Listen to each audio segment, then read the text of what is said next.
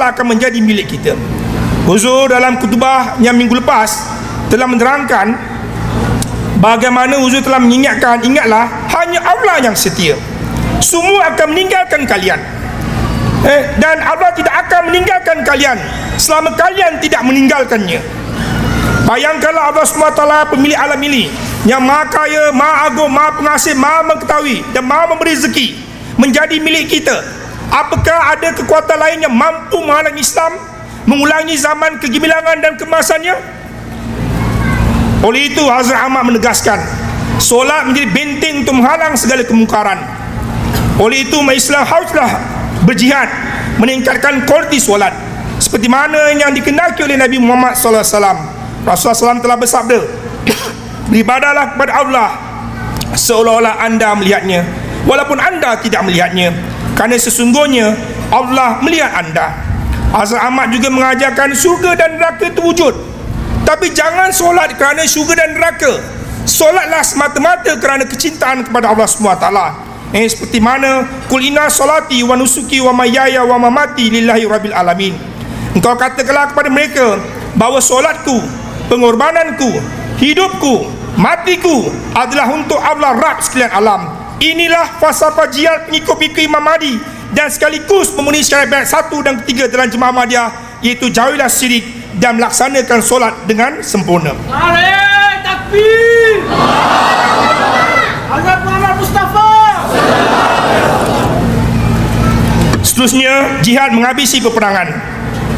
Kita lihat bahawa segala peperangan yang berlaku pada hari ini ialah disebabkan ketamakan dan kepuasan hawa nafsu dunia yang telah memburu kekuasaan dan kekayaan. Tapi peperangan ini kadang-kadang dikaitkan dengan agama, semata-mata untuk melancarkan jihad. Yang kita perhatikan tentang isu di Palestin. Sejak saya pada kecil sampailah umur saya nak masuk setengah abad ni, isu Palestin tidak selesai. Dan baru-baru ni kita terima pesanan-pesanan yang suruh kita berdoa supaya Allah Ta'ala turunkan tentera, turunkan malaikatnya, turunkan burung ababil untuk menghancurkan Zionis. Tuan-tuan dan puan-puan, ini sangat bahaya. Kenapa saya katakan bahaya? Kalau perhatikan, kalau berjuta orang dan berbilion orang umat Islam berdoa dan perkara itu kalau tak terjadi, sudah tentu ini akan meninggalkan, orang akan mula tidak percaya pada Allah SWT.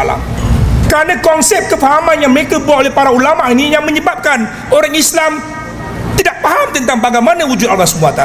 Itulah sebab kenapa Imam Mahdi itu perlu datang untuk meluruskan kembali umat Islam kepada ajaran Islam yang sebenar. Itu sebabnya Rasulullah SAW juga pernah bersabda, daripada satu peperangan baginda telah bersabda bahawa kita daripada jihad yang kecil menuju jihad yang besar, iaitu melawan hawa nafsu. Jihadnya inilah diluruskan oleh Hazrat Ahmad sebagai Imam Mahdi untuk menentang jihad dengan erti penumpang darah, huru-hara, perompakan, perosakan dan pengkhianatan yang dilakukan atas nama Islam. Kerana itu malah ada orang yang mencoreng nama Islam di hadapan penganut agama-agama lain. Benarlah mutiara kata Khalifah Ahmadiyah yang keempat, Hazrat Mirza Tahir Ahmad rahimahullah, telah mengatakan, sword can win territories but not heart, force can bend head but not mind. Memang Rasulullah izinkan berperang, tapi apabila semua syarat itu telah dipenuhi dan Allah Ta'ala telah memberikan keizinan, diizinkan berperang bagi orang-orang yang diperangi, kerana sesungguhnya mereka telah dianiaya dan sesungguhnya Allah amat berkuasa untuk jadi penolong. Saya ulang sekali lagi, Allah berjanji untuk jadi penolong. Dan mereka diusir daripada kampung halaman mereka kerana tidak berdasarkan alasan yang benar, kecuali semata-mata mereka berkata Tuhan kami ialah Allah. Ini yang kita perhatikan. Bagaimana jihad yang dilakukan oleh AS, Daesh, Boko Haram dan Taliban dan sebagainya. Buktinya jihad di Syria. Sepatutnya kalau misalnya jihad itu benar, pasti Islam menang. Dan kalau Islam menang, bermaksud orang-orang Islam hidup aman, damai. Tapi apa yang berlaku di Syria? Kerana jihadnya dilancarkan oleh AS, berjuta orang, beribu orang dan berjuta orang yang menjadi pelarian dan mati akibat jihad yang mereka lakukan. Jadi inilah jihad versi ulama yang melahirkan golongan radikal dan ekstremis. Benarlah sabda Hazrat Ahmad, maksud jihad yang seperti mana yang difahami, yang dilancarkan oleh para ulama di zaman ini adalah tidak benar, menuju kepada sia-sia. Penyampaian secara paksa yang mereka lakukan telah membuatkan orang awam berubah menjadi ganas dan liar. Inilah versi ulama Islam. Yang jelas, kebanyakan umat Islam tiada kekuatan untuk melepaskan diri untuk menjadi budak serahkan hawa nafsu dunia. Mereka sangat mudah diperdajalkan oleh kesyaitannan dan kejahatan. Yakinlah, jika mereka bergabung dengan Jemaah Ahmadiyah, mereka akan menjadi pengikut Nabi Muhammad yang sejati. Mereka akan menikmati kelazatan berjihad, membantu proses kebangkitan dan kemenangan Islam seperti mana yang dinikmati oleh semua Ahmadi Muslim pada hari ini. Jihad menamatkan peperangan. Di antara jihad menamatkan peperangan adalah jihad rohani. Sebab peperangan yang dimaksud oleh Nabi Muhammad SAW ialah peperangan rohani, bukannya peperangan secara fizikal. Jihad akhlaklah jihad yang dilakukan oleh Rasulullah setiap hari. Seperti mana yang dinyatakan oleh Hazrat Aisyah, bila ditanya tentang akhlak Rasulullah, Hazrat Aisyah menjawab, akhlak Rasulullah SAW adalah Al-Quran. Inilah jihad yang ditekankan oleh Hazrat Ahmad.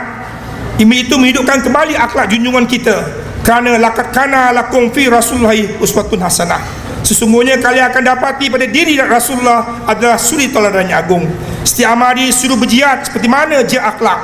Di antara langkah awal ialah kita harus periksa hubungan kita sesama manusia. Itu perhatikanlah hubungan kita dengan ibu bapa kita, dengan keluarga, dengan saudara, teman-teman dan orang sekeliling kita. Jika terdapat hubungan yang tidak baik ataupun berlakunya permusuhan, itu menunjukkan hubungan kita dengan Allah Ta'ala ada cacat dan sumbingnya.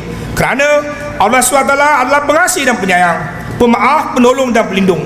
Kalau sifat ini tidak ada pada seseorang, bagaimana dia nak mengatakan dia adalah mewarnai sifat-sifat Allah SWT? Bagaimana Allah SWT akan maafkan seseorang hambanya kalau dia sendiri tidak memiliki sifat maaf untuk maafkan kesalahan saudaranya lain? Tuan-tuan dan puan-puan, berbalik kepada satu lagi jihad yang paling penting adalah jihad MTA. Benarlah Hazrat Ahmad adalah Isa ibn Maryam yang dijanjikan kerana menghabisi dan menamatkan peperangan senjata. Dulu kelajuan kuda dan ketajaman pedang digunakan untuk mengalahkan serangan dan ancaman musuh. Kini musuh-musuh Islam menggunakan kelajuan dan ketajaman media sosial, sistem komunikasi dan badan penyiaran untuk memfitnah ajaran Islam dan menjauhkan manusia daripada Allah SWT dengan hiburan dan keseronokan dunia. Kini kejahatan dan kebaikan berada di sebelah menyebelah. Ini yang paling bahaya. Kita perhatikan YouTube, Facebook, di mana kebaikan dengan kejahatan itu sebelah-sebelah saja. Kat situlah nanti ada gambar-gambar yang tidak senonoh. Dan anak-anak kita tengah pilih mana satu yang dia nak pilih. Kalau dia pilih benda yang tidak baik, maka dia akan dapat virus yang tidak baik tersebut. Tuan-tuan dan puan-puan, kerana itu untuk membunuh Dajjal dan sifat babi ini, Jemaah Ahmadiyah telah menggunakan sains dan teknologi untuk menyekat dan menikam jantung Dajjal melalui MTA, iaitu sebuah stesen televisyen satelit yang beroperasi 24 jam meliputi seluruh pelosok dunia. Senjata ini telah menembusi segala sempadan, segala tembok, segala dinding dan kubu Dajjal.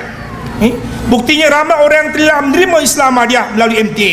MTA telah menyebarkan ayat-ayat Quran dan dakwah Islam yang sebenar melalui TV, komputer, laptop dan handphone. Inilah batu dan pokok. Kita sering mendengar tentang peperangan yang akan berlaku di antara Islam dengan Yahudi, di mana nanti orang Yahudi akan menyorok belakang batu, belakang pokok. Pokok dengan batu pun boleh bercakap. Sebenarnya pokok dengan batu ini teknologi, iaitu smartphone, dan kita tak tahu apa lagi teknologi akan datang. Di mana inilah Jemaah Ahmadiyah gunakan teknologi untuk bongkar sifat-sifat keyahudian yang ada pada manusia. Seterusnya ialah jihad mubalik. Jemaah Ahmadiyah telah menamatkan jihad peperangan apabila mempersiapkan tentera rohani untuk berperang di medan pentadbiran. Perhatikan, orang Islam di luar sana tengah tunggu Imam Mahdi untuk bunuh orang-orang kafir. Sedangkan Imam Mahdi yang sebenar atau Nabi Isa yang sebenar, dia mempersiapkan tentera rohani bukan untuk membunuh orang kafir, tapi membunuh kekafirannya, supaya mereka pula akan menjadi pengikut-pengikut Nabi Muhammad yang setia. Tuan-tuan dan puan-puan, para mubalik ini melalui skim Wafinau, para ibu bapa mewakafkan anak-anaknya ke jalan Allah SWT. Mereka diberikan pendidikan agama dan ilmu lain, melengkapkan diri untuk berdepan berperang dengan agama dan kepercayaan lain. Mereka dikirimkan ke seluruh pelosok dunia, terutamanya ke negara-negara yang melambangkan tiang salib, sebab negara Eropah banyak melambangkan tiang salib. Para mubalik berjaya mematahkan salib tanpa mematahkan hati orang Kristian. Ini adalah pelajaran Al-Quran. Tolaklah kejahatan dengan lebih baik. Apabila engkau berlaku demikian, maka orang yang menaruh rasa permusuhan terhadapmu akan serta-merta menjadi seorang sahabat karib. Surah Fussilat. Inilah pelajaran Al-Quran yang kita harus amalkan, iaitu tolak kejahatan dengan kebaikan. Berkenaan dengan mubalik ini, Bagaimana Allah SWT melukiskan, Rasulullah SAW bersabda dan Allah Ta'ala memperlihatkan bahawa Allah Ta'ala mempunyai mujahid-mujahid di permukaan bumi yang lebih afdal daripada para syahid. Allah SWT mengajukan mereka kepada malaikat dengan bangganya. Sayyidina Abu Bakar menanyakan, "Ya Rasulullah, siapa mereka ini?" Rasulullah SAW menjawab, "Mereka ialah yang berdakwah, bertablik, menyeru kepada kebaikan dan kebajikan, mencegah daripada buat kemungkaran dan buruk. Mereka yang adanya mencintai dan membencikan Allah semata-mata." Hadis ini memperlihatkan bahawa para pendakwa membawa Islam merupakan para mujahid-mujahid Allah di atas muka bumi ini, dan mereka lebih afdal daripada para syahid kerana mereka menggunakan keindahan Quran dan akhlak sebagai senjata perjuangan dan pengorbanan demi kehidupan keluarga jiwa mereka. Mereka sebarkan Islam ke seluruh pelosok dunia. Me tere tabliko kinarung tak pocongga. Aku akan sampaikan tablikmu ke seluruh pelosok dunia. Jihad pengorbanan. Tuan-tuan dan puan-puan, inilah harta yang melimpah-limpah yang diberikan oleh Jemaat Imam Mahdi ataupun Nabi Isa yang kedua ini. Allah Ta'ala telah berfirman, "Berjihadlah dengan harta dan dirimu ke jalan Allah, yang demikian lebih baik bagi kamu jika kamu mengetahui." Jemaah Ahmadiyah yang memahami rahsia Al-Quran telah dibongkar oleh Hazrat Ahmad. Untuk mendapat kejayaan dunia dan akhirat, mestilah berjihad, berinfak harta, berjihad mengkorbankan kesenangan dunia demi kemajuan agama. Kita tak terbayangkan jika kerajaan Arab Saudi yang selama ini takut dengan kebangkitan Imam Mahdi, mereka tidak perlu takut. Sebenarnya pemerintah dan raja-raja tidak perlu takut dengan Khalifah Ahmadiyah, sebab Khalifah Ahmadiyah bukan memburu kuasa, bukan memburu takhta dan negara. Beliau hanya berfungsi sebagai pemimpin rohani untuk memastikan pemimpin Islam mencontohi akhlak dan ajaran Nabi Muhammad sallallahu alaihi wasallam. Hazrat Muhammad Mustafa.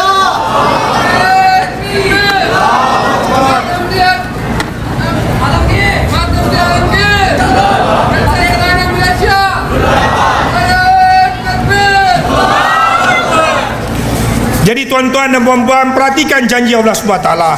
Perumpamaan orang yang menafkahkan, iaitu hartanya jalan Allah, mereka lah serupa sebutir benih yang menaburkan 7 bulir dan setiap bulir 100 biji. Allah melipat gandakan ganjaran bagi siapa yang dikenaki. Allah maha luas kurnia dan maha mengetahui. Surah Baqarah.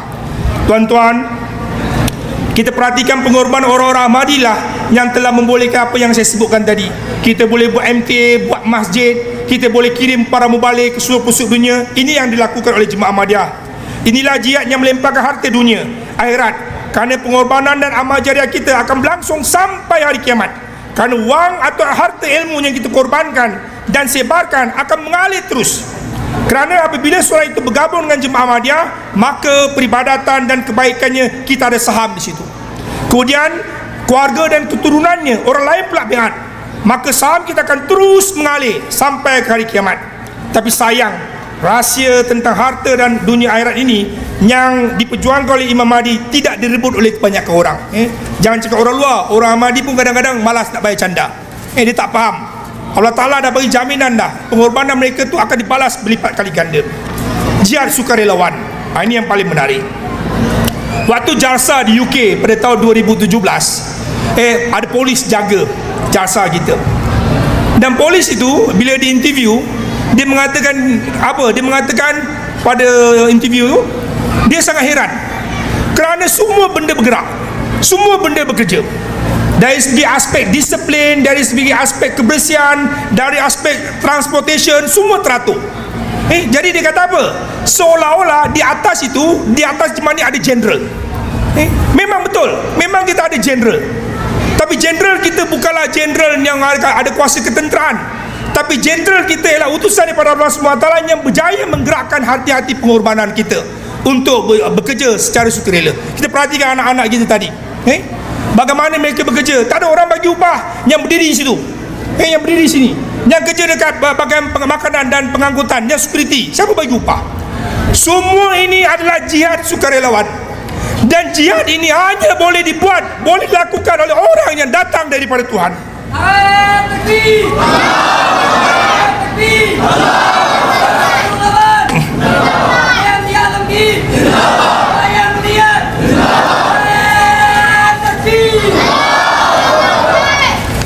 Tuan-tuan dan puan-puan, kepada mereka bagian penutupan ini, kepada mereka yang menentang Hazrat Mirza Ghulam Ahmad kerana ingin menolak beliau sebagai Imam Mahdi dan Nabi Isa. Bagaimana Allah SWT telah beri tunjuk dan menggambarkan keadaan ini dalam surah Az-Zukhruf.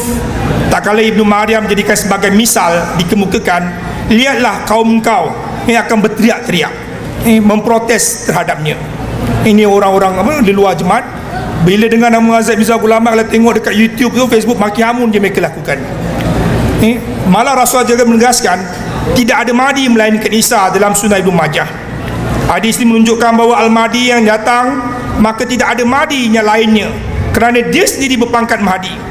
Maksud hadis ini benar oleh hadis Bukhari dan Muslim, dan hadis-hadis lain sebagaimana disebutkan di atas juga setuju sebagian besar oleh para ulama ahli sunnah. Kemudian bagaimana sikap kamu apabila turunnya Isa bin Maryam di tengah kamu dan menjadi imam di antara kamu, iaitu hadis Bukhari.